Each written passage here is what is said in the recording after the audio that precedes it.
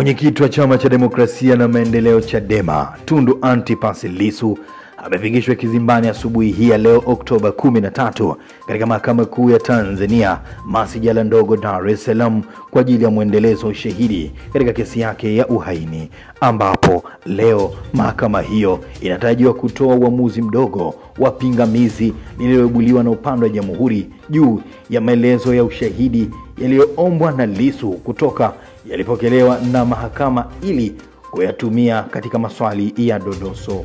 Lissu anakabiliwa na kesi ya uhaini ambayo ipo katika hatua ya usikilizwaji, akidaiwa kutenda kosa hilo Aprili 10, 2025 jijini Dar es Salaam.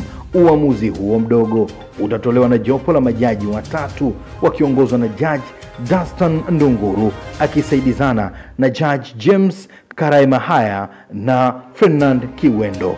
Awali Lissu alianza kwa kuuliza maswali ya dodoso kwa shahidi ambaye ni mkaguzi wa polisi kutoka kitengo cha upelelezi ya makosa ya mtandao John Kahaya, baada ya Jamhuri kuhitimisha ushahidi wa msingi. Hii ni Hapa na Pale, Yanakivona Media. Mimi ni Rashid Mchome.